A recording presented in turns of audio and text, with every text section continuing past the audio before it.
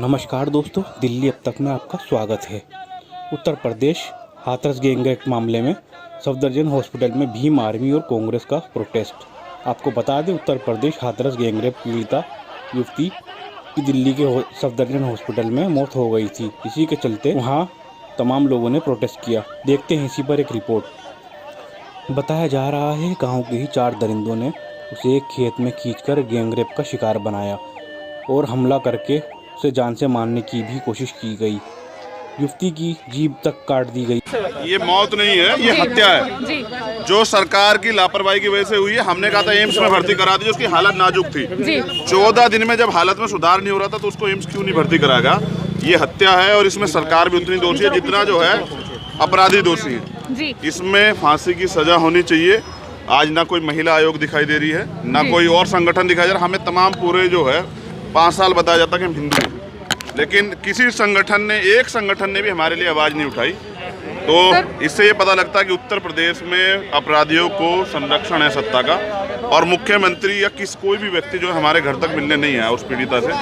उनके घर के परिवार के लोग डरे हुए हैं। उनके भाई ने मुझसे कहा कि भाई हम यहाँ सुरक्षित नहीं है, हमें धमकियाँ मिल रही है। उत्तर प्रदेश में दलित मुझे लगता है कि वो सुरक्षित नहीं। सर, यहाँ पर काफी लापरवाही भी हुए थे यूपी पुलिस के तरफ से और काफी लेट, मतलब डिले, एक्शन काफी डिले था।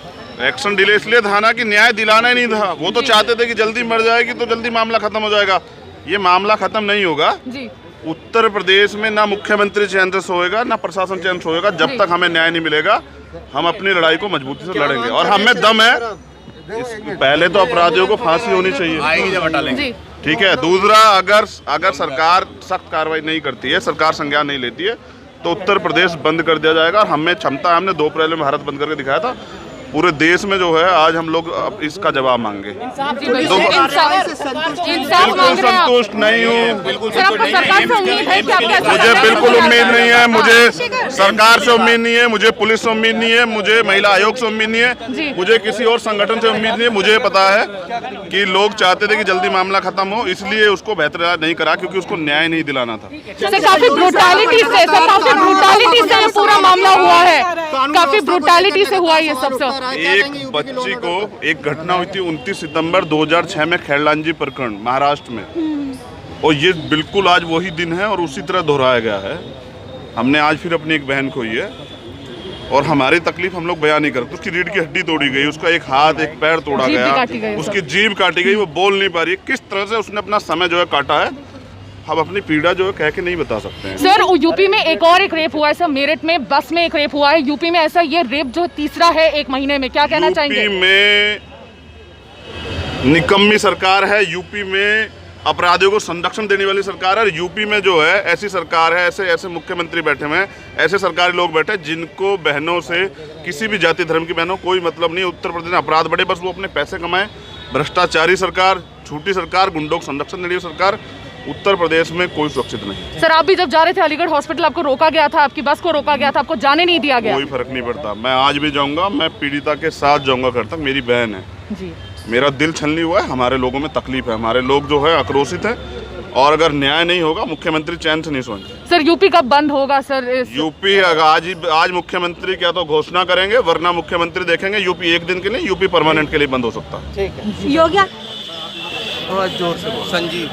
संजीव, क्या हुआ था आपकी सिस्टर के साथ, बताइए।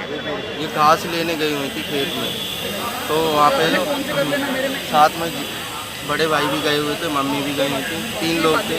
तो बड़े भाई घर पे चले आए थे घास डालने, तो ये घास भरने गई हुई थी। तो उन्होंने पहले से जो लड़के वहाँ पे बैठे हुए थे, तो मम्मी और इनमें काफ़ी दूरी हो गई थी, तो इस हिसाब से वहाँ जो लड़के थे उन्होंने, उनके गले में दुपट्टा पड़ा हुआ था, उसे पकड़ के खींचते हुए बाजरे के खेत में ले गए। 20 से 30 फीट अंदर ले गए होंगे जी। वहाँ पे उन्होंने उनके साथ दुष्कर्म किया और बताइए। और उन्हें इतना मारा पीटा कि उनकी ये रीढ़ की हड्डी वगैरह सब टूट गई थी। यहाँ गर्दन में 3 फ्रैक्चर थे, 3 हड्डियाँ टूटी हुई थी, मेन रीढ़ की हड्डी टूट गई थी। पैर चलना, हाथ पैर चलना, काम करना बंद कर दिया था। संजय जी के पहले से जानती थी पीड़िता और उन आरोपियों को? हाँ, वो उसी गांव के हैं मैम। हमारे गांव के हैं वो लोग। और कितने लोग थे वो लोग? वो चार पाँच लोग थे और उन्होंने दीदी ने बयान में 4 लोग बताए हैं जी। और पुलिस क्या पकड़ पाई है उन्हें अभी तक? पुलिस का काम चालू हुआ है। जब हमारे समाज के लोगों ने धरना प्रदर्शन किया हाथरस में, उसके बाद, क्योंकि उससे पहले पुलिस टालम टोल कर रही थी, ना किसी की सुन रही थी।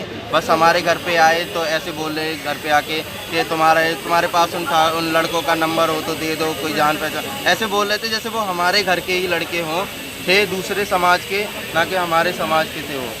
और ये किस समय की घटना है और आपको कब पता चला? ये 14 तारीख की घटना है और मुझे भी 14 तारीख को ही पता चला था सुबह शाम सुबह 9:30 बजे। आपको सुबह 9:30 बजे पता चला? जी जी। और बहन कब से गायब थी? गायब नहीं थी, वो घास लेने गई हुई थी एक्चुअली। अच्छा, जो चोट के जो निशान थे यहाँ पे कब लाए गए सफदरजंग में? ये सफदरजंग में कल 1:30 बजे की समथिंग लाया गया। अच्छा, तो ये आपने डिमांड करी थी कि डॉक्टर ने खुद ही रेफर किया है?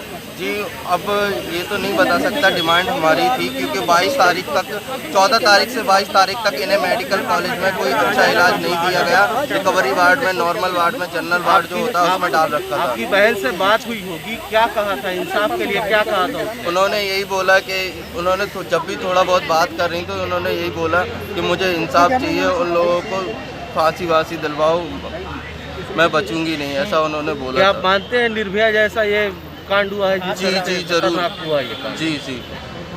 एक फांसी दो, फांसी दो, फांसी दो, बहनों के हत्यारों को फांसी दो, फांसी दो, बहनों के हत्यारों को फांसी दो, फांसी दो, बहनों के हत्यारों को फांसी दो, फांसी दो। योगी मोदी मुर्दाबाद, मुर्दाबाद, मुर्दाबाद। योगी मोदी डूब मरो, डूब मरो, डूब मरो। योगी मोदी डूब मरो, डूब मरो, डूब मरो। योगी मोदी मुर्दाबाद, मुर्दाबाद, मुर्दाबाद। बहनों के सम्मान में, बहनों के सम्मान में योगी मोदी मुर्दाबाद, मुर्दाबाद, मुर्दाबाद। योगी मोदी मुर्दाबाद, मुर्दाबाद, मुर्दाबाद। मुर्दाबाद, मुर्दाबाद, मुर्दाबाद।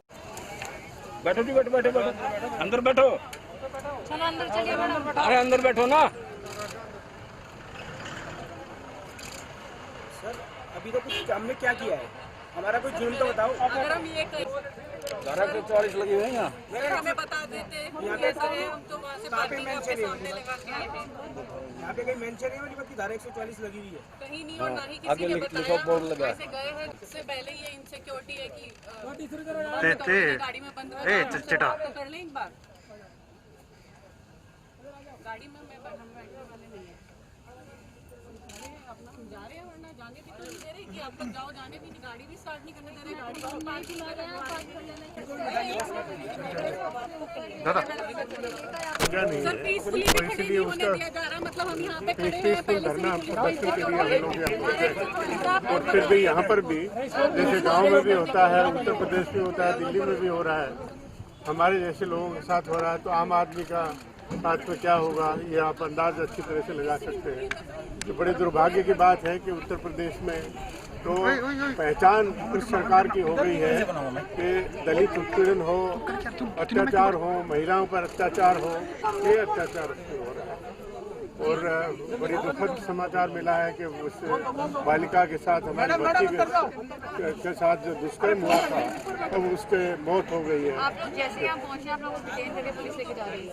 अब ये तो है ही है, इसके अलावा तो कुछ है नहीं, सुनने वाला कुछ है नहीं, सिर्फ उठाओ बंद करो, सिर्फ यही करेंगे, उसके अलावा कुछ नहीं। मांग क्या? दोषी लोग को पूछता ही नहीं, कोई कार्रवाई नहीं हो रही है। इसको आगे करता है। आपने हमें बताया क्यों नहीं कि धारा 144 लागू है? हमने एक आम आदमी की तरह वहाँ गाड़ी लगाई और ये पब्लिक प्लेस है, यहाँ कोई भी घूमने के लिए आ सकता है। इसका मतलब आप किसी को भी बिठाएंगे, कोई अपनी बात नहीं उठा सकता। लोकतंत्र की हमारा प्रोटेस्ट जो था, हम अभी आके पीसफुली खड़े हुए हैं, हमें ये भी नहीं बताया कि धारा 144 लागू है। एक आम आदमी के चुपचाप आके यहाँ पे पीसफुली खड़े भी नहीं हो सकते। सीधा गाड़ी में बिठा के डिटेन कर रहे हैं, खुद पार्किंग में गाड़ी लगवा रहे हैं जबकि, और उसके बाद खुद ही पकड़ रहे हैं। हमें बता भी नहीं रहे कि यहाँ पे क्या बात है, खड़े होना। आम लोगों को भी पकड़ रहे हैं, यहाँ पे आने वालों को। तो आप कम से कम आम जनता को तो बताइए।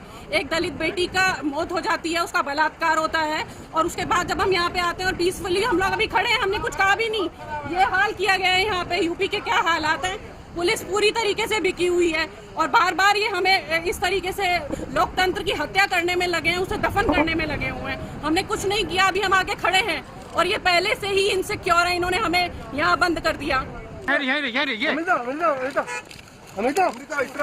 बेटी को न्याय दो, न्याय दो, न्याय दो, दलित बेटी को न्याय दो, न्याय दो, न्याय दो, दलित बेटी को न्याय दो, न्याय दो, न्याय दो, दलित बेटी को न्याय दो, न्याय दो, न्याय दो, दलित बेटी को न्याय दो, न्याय दो, न्याय दो, हाथरस की बेटी को न्याय दो, न्याय दो, न्याय दो, हाथरस की बेटी को न्याय दो, न्याय दो, न्याय दो, हाथरस की बेटी को न्याय दो, न्याय दो, न्याय दो, दलित विरोधी ये सरकार नहीं चलेगी, नहीं चलेगी, दलित विरोधी ये सरकार नहीं चलेगी, नहीं चलेगी, दलित विरोधी ये सरकार नहीं चलेगी, नहीं चलेगी, दलित विरोधी ये सरकार नहीं चलेगी, नहीं चलेगी, दलित विरोधी ये सरकार नहीं चलेगी, नहीं चलेगी। आप हमको क्या पकड़ रहे हो?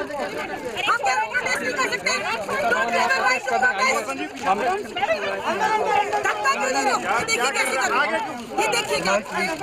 क्या इस देश के अंदर हम प्रोटेस्ट नहीं कर सकते? कहाँ केजरीवाल, कहाँ मोदी, कहाँ योगी? हम थूकते हैं ऐसे शासन पर जो बेटियों की सुरक्षा नहीं कर सकता।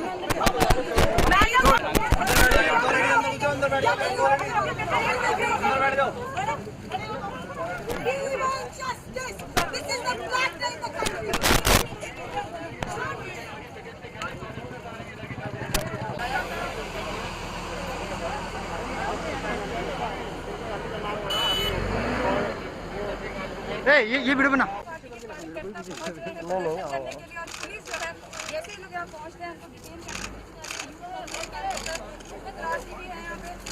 बेटी का ये अपमान नहीं सहेगा हिंदुस्तान, बेटी का ये अपमान नहीं सहेगा हिंदुस्तान। बेटी का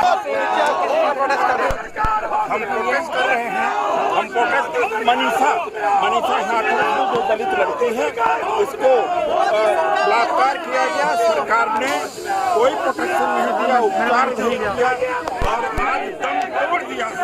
जबकि 14 सितंबर को ही उसके साथ इस तरह का जघन्य अपराध हुआ था, निर्भया से कब नहीं उसके साथ बलात्कार हुआ। हम योगी सरकार फेल हो चुकी है और वहाँ दलितों के ऊपर प्रयोगशाला बन गया है।